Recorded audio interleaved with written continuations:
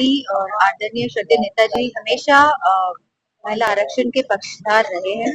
और उत्तर प्रदेश में जिला पंचायत में जो आरक्षण लागू किया गया था, पहली बार उत्तर प्रदेश सरकार ने आदरणीय श्रद्धेय नेताजी ने लागू किया था। हम चाहते हैं कि महिला आरक्षण बिल आए और इसी के साथ समाजवादी पार्टी यही चाहती है कि अगर आरक्षण आ रहा है महिलाओं के लिए और बिना कास्ट सेंसस के आ रहा है क्योंकि आरक्षण, लेकिन हमारी ये मांग है कि आरक्षण में भी हमारी पिछड़ी महिलाओं को, पिछड़ा वर्ग है उन सभी महिलाओं को भी आरक्षण मिले और साथ ही हमारी अल्पसंख्यक बहनों को भी इसमें आरक्षण मिले, क्योंकि कहीं भी ऐसा लगना नहीं चाहिए कि कोई भी आखिरी पंक्ति या आखिरी छोर का हमारे जो समाज है वो छूटे। हम चाहते हैं कि सभी समाज की महिलाएं बढ़ चढ़ के इसमें आगे आए, जिससे कि उनका समाज भी मजबूत हो और सही मायने में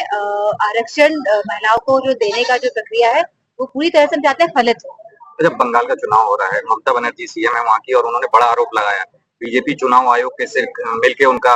सदस्यता रद्द करने की कोशिश कर रही थी। बड़ा लगातार इधर देखा गया है कि चुनाव आयोग पर आरोप लगाए जा रहे हैं, क्योंकि चुनाव आयोग खुद ही भारतीय जनता पार्टी और सरकार की छत्र छाया में, क्योंकि चुनाव आयोग को चुनने की जो प्रक्रिया है, जहाँ पे लीडर ऑफ ऑपोजिशन प्लस एक हमारे चीफ जस्टिस ऑफ इंडिया होते हैं और प्लस हमारे प्रधानमंत्री होते हैं, तो इसमें जहाँ दो एक प्रधानमंत्री और एक मिनिस्टर कैबिनेट के हैं और थर्ड है लीडर ऑपोजिशन की राय ली जाती है। लेकिन अगर दो लोग अगर चुनाव आयोग को चूज कर रहे हैं और वो दोनों ही अगर भारतीय जनता पार्टी के लोग हैं, तो बताइए चुनाव आयोग का जो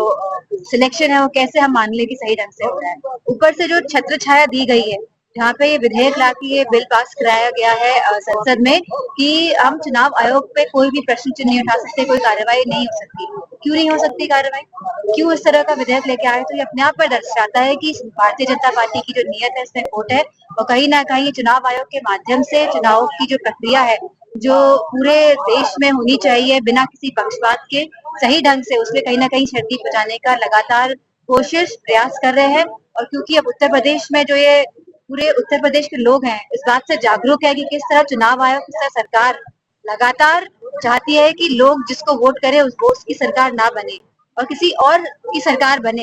जिस तरह से भारतीय जनता पार्टी की सरकार बनी है अभी, जहाँ हमारे आसपास के न जाने कितने हमारे जो सांसद थे जो चुनने वाले थे उनको 2-2, 3-3 हजार वोट से हराया है। लेकिन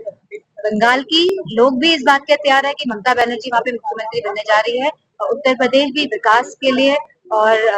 सभी समाज के हक, समान और अधिकार के लिए मैं समझती हूँ इस बार सत्ता परिवर्तन करने जा रहा है। अच्छा मैडम, एसआईआर के बाद चुनाव आयोग ने फाइनल लिस्ट, उत्तर प्रदेश का भी चुनाव होना विधानसभा का, उसमें फाइनल लिस्ट आ चुका है, तो इस एसआईआर के बाद आप क्या समझते हैं कितना बड़े मात्रा में वोट काटे गए हैं? नहीं, काफी वोट काटे गए हैं, हर विधानसभाओं से वोट काटे गए हैं और जो जो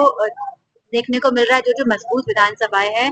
समाजवादी पार्टी की, वहाँ पे वोट प्रतिशत ज्यादा कटा है। तो इसको हम पूरी बूथ वाइज चेक करा रहे हैं, अगर इसमें कोई भी गड़बड़ी मिलेगी तो हम चुनाव आयोग या फिर सुप्रीम कोर्ट तक जाएंगे। अच्छा, एक आखिरी सवाल मैडम, युद्ध को लेकर शांति वार्ता का प्रयास किया गया था जो विफल हो गया है, क्या लगता है पाकिस्तान को इसको लेकर बहुत ज्यादा तारीफें मिली थी बटोरने को कि उन्होंने मध्यस्थता की थी, भारत की किरकिरी हुई, कैसे देखती हैं? तो तारीफ नहीं, आप लोगों ने नहीं कि सोशल मीडिया में लगातार पाकिस्तान की पहल का युद्ध विराम को लेकर जो उन्होंने प्रयास किया, इधर भारत सरकार ने, ये तो सब जानते हैं कि कौन पहल करवा रहा है, कौन करवा रहा है पहल, किसके कहने पे पहल हो रही है, हम सब जानते हैं। ठीक है, बीजेपी कह रही है हमारी भारतीय जनता पार्टी जो सरकार में लोग बैठे हैं वो कुछ बोल ही नहीं पा रहे, वो तो मौन धारण कर लेते हैं। जब जब इश्यूज आते हैं, जब जब बहुत बड़ी घटनाएं होती है, चाहे मणिपुर की घटना हो, चाहे ईरान की घटना हो, चाहे वेनेजुएला की घटना हो, चाहे देश में कोई बड़ी घटना होती है, तो हमारी जो भारतीय जनता पार्टी के लोग हैं ये तो मौन धारण कर लेते हैं। कोई भी समाज से जुड़े हुए कोई भी मामले हो, अगर बहुत ही गंभीर मामला होगा तो मैं समझती हूँ सबसे जो ऊपर टॉप ब्रास है भारतीय जनता पार्टी का, वो मौन धारण कर लेता है। राष्ट्रीय अध्यक्ष ने फिर से बोला है कि ईवीएम को बैन करना चाहिए, ईवीएम से चुनाव नहीं होने चाहिए। लगातार ये बात कही जा रही है और राष्ट्रीय अध्यक्ष जी के माध्यम से कही जा रही है, जो उत्तर प्रदेश के मुख्यमंत्री रह चुके हैं, जो बहुत ही टेक्नोलॉजी को समझते हैं, जो पढ़े लिखे हैं। अगर ये बात कही जाए तो इसमें खास तौर पे जो भी कही जा रही है माननीय राष्ट्रीय अध्यक्ष के बाद, उसपे मैं समझती हूँ कि बड़ी ही मजबूती के साथ बड़ा ही जो बात है ये सही कही जा रही है, उसमें पूरा बल है इस बात में। और अगर चुनाव, अगर लोग अपने मत डालेंगे